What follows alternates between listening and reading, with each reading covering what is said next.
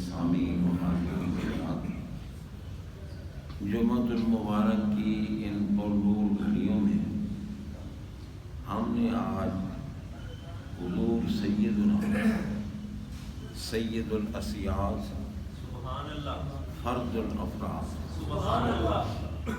غوث الاغواث غیث الاغیاث غوث الثقلین غیث الکونین نجیب الطرفین محبوب سبحانی قطب ربانی غوث سمدانی شہباز لامکانی قندیل نورانی شیخ السید میرا محی الدین عبد القادر جیلانی الحسنی والحسین رضی اللہ تعالی عنہ کی بارگاہ میں عقیدت کے پھول نچھاور کرتے ہوئے آپ کی عظمت و شان کی مختصر باتیں کریں گے۔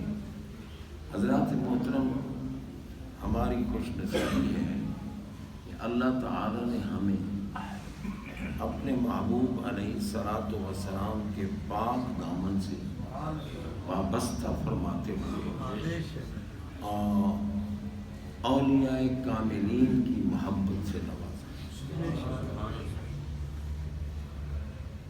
جس سے محبت ہے قیامت کے دن وہ اسی کے ساتھ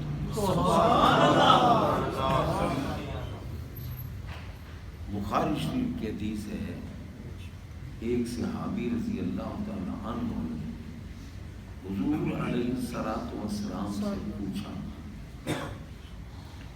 کہ سرکار قیامت کب قائم ہوگی، متی وقعت الساعۃ؟ آپ نے فرمایا کہ تو نے قیامت کے لیے کیا تیاری کر؟ عرض کی حضور میرے پاس کوئی نیک اعمال تو زیادہ نہیں ہے، لیکن آپ کی ذات سے مجھے بڑی محبت ہے، آپ کی ذات سے مجھے بہت محبت ہے۔ تو سرکار پاک علیہ الصلوۃ والسلام نے فرمایا المرء مع من احب، کہ قیامت کے دن ہر شخص اس کے ساتھ ہوگا جس سے اسے محبت ہے۔ حضرات محترم، اور محبت کا تقاضا تو یہ ہے کہ محبوب کی ہر نسبت بھی پیاری لگتی ہے، ہر نسبت۔ جناب اللہ رب العالمین جل شانہ کی ذات پاک نے سرکار کے شہر کی قسم اٹھائی، لا اقسم بہذا البلد وانت حل بہذا، مجھے اس شہر کی قسم کیونکہ آپ اس شہر میں رہتے ہیں۔ تو یہ نسبت ہے شہر کو سرکار کی ذات پاک سے، اور اللہ کو وہ اتنا پیارا لگا کہ اس کی قسم اٹھائی، سبحان اللہ، اندازہ لگائی۔ اور یہ تو شہر ہے نا، شہر میں تو ہر قسم کی چیزیں ہوتی ہیں، لیکن اللہ نے پورے شہر کی قسم اٹھائی۔ جس شہر کو سرکار کی ذات سے نسبت ہے، بیرونی نسبت ہے، اس کی قسم اٹھائی، اور جن کو سرکار سے اندرونی نسبت ہے ان کا مقام کیا ہو؟ دیکھو نا، شہر میں ہمارے آقا کا خون موجود نہیں، شہر ہمارے آقا کے جسم کا حصہ نہیں، اور جو سرکار کے جسم کا حصہ ہو اس کا مقام کیا ہو؟ اور جن کے جسموں میں آقا کا خون موجود ہے ان کا مقام کیا ہو؟ اور پھر خون بھی موجود ہو اور جسم کا حصہ بھی ہو۔ اب جیسے دیکھو نا، امام حسین علیہ السلام علیہ السلام کے لیے سرکار علیہ الصلوۃ والسلام نے فرمایا کہ حسین منی وانا من حسین، فرمایا بڑی شان والا حسین، سبحان اللہ، بڑی شان والا حسین۔ اندازہ لگے جن کے لیے سرکار فرمائے بڑی شان والا، اس کی شان کا اندازہ تو نہیں ہوتا بے ہے۔ شک فرمایا بڑی شان والا حسین، کوئی کہنا یہ بڑی شان کہاں سے نکال دے؟ تو بھئی تیری جہالت پہ تو ہم ماتم کرتے ہیں، کیونکہ حسین نون پر جو تنوین ہے یہ ہے تکریم و تعظیم، التنوین للتعظیم والتکریم۔ ہمارے آقا نے حسین بڑی عظمت والا حسین مجھ سے ہے اور میں حسین سے۔ اب اس کا مفہوم کیا ہے، اس کا مطلب کیا ہے؟ ٹھیک ہے حسین پاک تو ہیں سرکار سے، کیونکہ آپ کی اولاد ہوئے، آپ کی فرا، اور سرکار ماتے میں حسین سے ہوں۔ تو مفسرین نے یہ لکھا ہے، شارحین نے، کہ کشیء واحد، سرکار میں حسین اور میں ایک، سبحان اللہ سبحان اللہ۔ حسین اور میں ایک چیز ہے۔ ہمارا حسین سے محبت، مجھ سے محبت، حسین سے عداوت، مجھ سے عداوت۔ اب آپ خود نتیجہ نکالیں کہ دنیا آج تک حیرت میں مبتلا ہے۔ کوئی کہتا ہے یزید کا کوئی قصور نہیں تھا، کوئی بات کہتا ہے یزید کو کافر نہ کہو، یزید پہ لعنت نہ بھیجو۔ ایمان سے بتاؤ جو سرکار کا دشمن ہے وہ لعنتی ہے یا بے نہیں؟ شک تو پھر سرکار تو فرماتے ہیں کہ حسین اور میں ایک چیز ہے، تو حسین پاک کا دشمن بھی تو لعنتی ہوا۔ یزید کو لعنتی کہنے میں بات کس بات کا ہے، خوف کس بات کا ہے؟ اس نے میرے آقا کی اہل بیت اطہار پر ظلم و ستم کیا۔ یہ نہیں اس نے تو نہیں کیا، تو کس نے کیا ہے بھائی؟ جنہوں نے کیا جو میدان میں تھے اس کے بھیجے ہوئے تھے نا، یعنی نہیں اسے تو پتہ ہی نہیں چلا۔ تو بھائی دیکھو، جب امام حسین علی مقام نے اپنے بھائی حضرت مسلم بن عقیل سلام اللہ علیہما کو بھیجا، کوفہ کی طرف بھیجا، کیونکہ کوفے والوں کا 150 خط پہنچ چکا تھا حسین۔ میں پہلے آپ جائیں، وہاں کے حالات دیکھیں اور پھر ہمیں آگاہ کریں۔ تو آپ جب گئے نا، اس وقت کوفہ کا گورنر نعمان بن بشیر تھا، اور وہ محب اہل بیت تھا۔ اس نے حضرت مسلم بن عقیل کا استقبال بھی کیا، احترام بھی کیا، عزت بھی کی۔ لوگ بیعت بھی امام حسین علی مقام کے لیے ہونے لگ گئے۔ ہزاروں لوگوں نے جب بیعت کی تو آپ نے واپس اطلاع بھی بھیج دی کہ لوگ واقعی آپ کے لیے مخلص ہیں اور وہ میری ہاتھ پر آپ کے لیے بیعت کر رہے ہیں۔ تو یہ واپس اطلاع بھیج دی۔ یزید کو پتہ چلا کہ بھائی اس کے پاس خبر پہنچی کہ نعمان بن بشیر اہل بیت کا محب ہے اور وہ مسلم بن عقیل کو عزت دے رہا ہے۔ تو فوراً اس نے بصرے سے ابن زیاد بدنہاد کو بلایا، جو انتہا درجے کا پلید اور خبیث آدمی تھا۔ روایت میں یہ آتا ہے کہ جب مختار ثقفی نے آ کر کوفہ کی حکومت سنبھالی نا، تو اس نے ابن زیاد کو قتل کرایا، اور ابن زیاد کا سر جب اس کے سامنے رکھا گیا، جس طرح اس کمینے نے حسین پاک کے سر کو نیچے رکھا تھا اور ہاتھ میں سوٹی لے کر بیٹھا تھا، ان کے ہونٹوں پر چھڑی مارتا تھا، تو اسی طرح جناب بندہ مختار ثقفی نے بھی اس ابن زیاد بدنہاد کا سر سامنے نیچے رکھا، چھڑی ہاتھ میں لی، مارتا تھا چھڑی، کہتا تھا بتا کمینے تو نے نبی کے بیٹے پر کیا ظلم کیا ہے جناب بندہ۔ اور روایت میں یہ ہے کہ اچانک ایک سانپ آیا، بڑا وحشتناک سانپ آیا اور اس کی ناک میں گھس گیا، اور پھر وہ کچھ اندر پھرتا ہوا منہ سے نکل گیا۔ پھر دوسری مرتبہ آیا لوگوں نے آواز لگائی کہ وہ آیا وہ آیا وہ آیا، وہ سانپ ہی آیا اور پھر اس کے منہ میں داخل ہو گیا اور ناک سے نکلا۔ 3 مرتبہ ایسے ہوا۔ اللہ دکھا رہا تھا کہ جس نے حسین پر ظلم کیا ہے ہم ان کا انجام کیا کر رہے ہیں۔ تو حضرات محترم یہ سارے کربلا میں جو حسین پاک کے مقابلے میں کھڑے تھے یہ سارے بری موت مرے، اور انتہا درجے کی ان کی موت گندی تھی، لوگوں کو عبرت دلانے کے لیے۔ جناب اب یہ کہنا بھئی دیکھو یزید کا تو کوئی قصور نہیں، اس کو پتہ ہی نہیں تھا، اور اس کو نعمان کا تو پتہ چل گیا کہ وہ محب اہل بیت ہے، اور ابن زیاد کو بصرہ سے بلا کر ان کو معذور کیا اور اس کو گورنر بنایا، اور وہ بڑا مکار تھا۔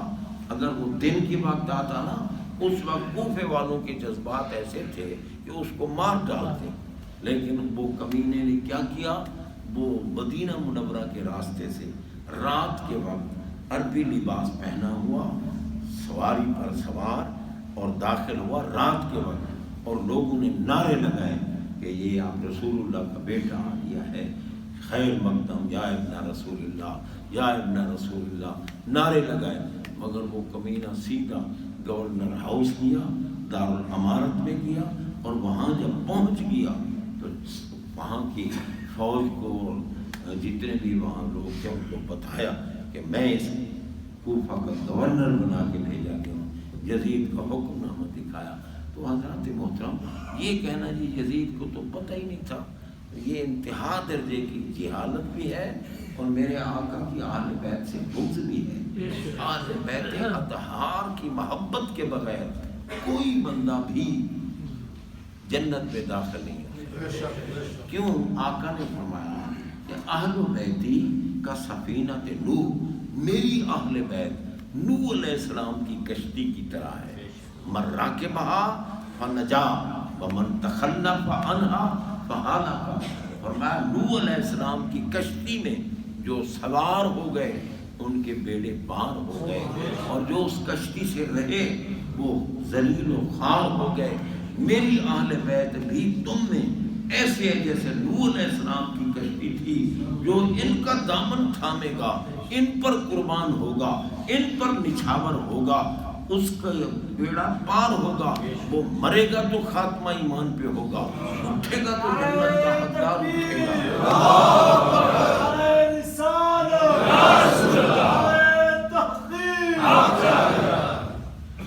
نعرہ حیدری۔ جناب بندہ غور کیجیے کہ آقا علیہ الصلوۃ والسلام کا فرمانے کی رحمت۔ اب لوگ کہتے ہیں کہ اہل بیت جو ہے وہ صرف ازواج مطہرات ہیں، کیونکہ جو اہل بیت کی شان میں آیت آئی ہے نا وہ صرف ازواج مطہرات کے حق میں آئی ہے، کیونکہ اس کا سیاق اور سباق پہلے جو آیتیں ہیں بعد میں جو ہیں وہ اس بات پر دلالت کرتی ہیں کہ بھئی یہ اہل بیت اطہار میرے آقا کی ازواج پاک ہے۔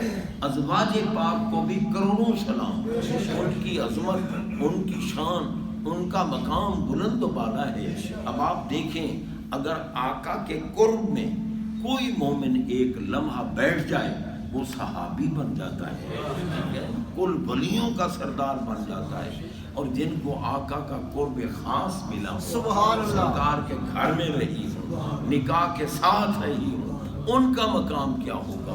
ان کا مقام بلند و بالا۔ اللہ نے فرمایا یا نساء نبی لستن کاحد من النساء، اے نبی کی گھر والیو تم کسی دنیا کی کوئی عورت تم جیسی نہیں ہے، اور فرمایا ازواجہ امہاتہم، میرے نبی کی گھر والیاں امتیوں کی مائیں ہیں، ایمان والوں کی مائیں، ان کو اسی لیے ام المومنین کہا جاتا ہے کیونکہ یہ اعزازی ماں ہیں، یہ ایمانی ماں ہیں، ان کا بڑا رتبہ ہے۔ لیکن آیت کریمہ کا مصداق جو ہمارے آقا علیہ الصلوۃ والسلام نے قرار دیا وہ یہ 4 نفوس قدسیہ ہے۔ حدیث کسا بتاتی ہے رابعہ حضرت سیدہ عائشہ صدیقہ رضی اللہ عنہا ام المومنین، جن کے حق میں قرآن کی 18 آیتیں نازل ہوئی۔ جناب بندہ جن کے حجرے میں ہمارے آقا کا روضہ پاک ہے، آقا وہیں، آقا کا مدفن وہی ہے۔ تو حضرات محترم، وہ مائی صاحبہ رضی اللہ عنہا راویہ ہیں، آپ روایت فرما رہی ہیں کہ خرج النبی صلی اللہ علیہ وسلم غداتن و علیہ مرت مراحل من شعر اسود فجاء الحسن فادخلہ ثم جاء الحسین فدخل معه ثم جاءت فاطمۃ فادخلها ثم جاء علی فادخلہ ثم قال انما یرید اللہ لیذہب عنکم الرجس اہل البیت ویطہرکم تطہیرا۔ یہ اس لیے اہل بیت کا ذکر چل پڑا ہے کہ غوث اعظم انہی کی اولاد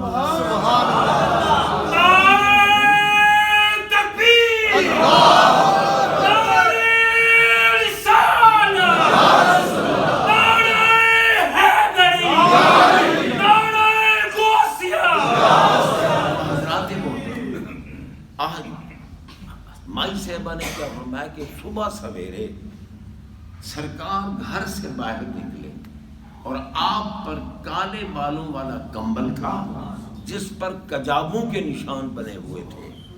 حضرت امام حسن آئے، سرکار نے ان کو بھی کمبل میں لیا، پھر امام حسین آئے، وہ کمبل میں داخل ہو گئے جی، اوروں کے لیے ادخال اور حضرت امام حسین کے لیے دخول ہے کہ وہ داخل ہو گئے۔ کیوں؟ حسین و منی وانا من حسین، اس لیے جناب بندہ۔ اور میں پھر سیدہ زہرا پاک سلام اللہ علیہا تشریف لائیں، ان کو بھی کمبل میں داخل فرمایا، پھر علی مرتضیٰ آئے، ان کو بھی کمبل میں داخل کیا، پھر ہمارے آقا نے اہل بیت اطہار والی آیت پڑھی، انما یرید اللہ لیذہب عنکم الرجس اہل البیت ویطہرکم تطہیرا۔ اور ایک اور روایت میں آپ نے فرمایا اللہم ہؤلاء اہل بیتی و خاصتی، یا اللہ یہ میری خاص اہل بیت، سبحان اللہ، یہ میری خاص اہل بیت۔ کئی بغض کے مارے ملا کہتے ہیں کہ جی بس ان کو تو نبی پاک نے شامل کر لیا تھا، ورنہ تو اہل بیت صرف ازواج مطہرات تھیں۔ غلط کہتے ہیں، میرے آقا جو کچھ فرما رہے ہیں کہ یہ خاص اہل بیت ہے۔ بتاؤ پھر سرکار علیہ السلام کا اعلان کتنا مقام رکھتا ہے۔ اور یہ دعا کی کہ اللہم اذہب عنہم الرجس وطہرہم تطہیرا، مولا کریم ان کو ہر اعتبار سے پاک رکھ، ہر قسم کی ناپاکی ان سے دور رکھ، چاہے وہ اعتقادی ناپاکی ہو یا عملی ناپاکی ہو، ظاہری ناپاکی ہو یا باطنی ناپاکی ہو، وہ حکمی ناپاکی ہو یا حصی ناپاکی ہو، ہر قسم کی ناپاکی ان سے دور رکھ اور انہیں ایسا پاک رکھ جیسے پاک رکھنے کا سبحان اللہ۔ اس لیے اب آپ بتائیں کہ ہم کیوں نہ کہیں پنج تن پاک۔ ہم پنج تن پاک کہتے ہیں، کئی بیچاروں کے وضو ٹوٹ جاتے ہیں کہ جی ان کو پنج تن پاک کہتے ہو اور پاک نہیں ہے۔ بھائی پاک تو مومن ہیں، بے شک، پلیس تو کافر ہیں، بے شک، انما المشرکون نجس، لیکن ہر مومن کی پاکیزگی اور ہے اور میرے نبی کے ان لاڈلوں کی پاکیزگی ہے۔ سبحان اللہ، یہ میرے سرکار کی طہارت کے مظہر ہیں۔ اس لیے وہ جناب پاک جسموں والے جو بھی ان سے پیدا ہوا ہے، ہر دور میں قطب مدار کے مرتبہ پر صرف سید رہا ہے اور کوئی نہیں رہا۔ اس لیے حضور غوث اعظم قطب مدار کے مرتبہ پر ہوتے ہوئے غوث اعظم تھے، کیونکہ اللہ نے آپ کو وہ شان عطا فرمائی تھی کہ آپ نے فرمایا قدمی حاضری علی رکبت کل ولی اللہ، میرا یہ قدم تمام ولیوں کی گردنوں پر ہے۔ اس لیے حضور غوث اعظم رضی اللہ تعالی عنہ کا مقام بلند ہے، بالا ہے، اعلیٰ ہے، اعلیٰ ہے، اور داتا سرکار کا تو کیا کہنا۔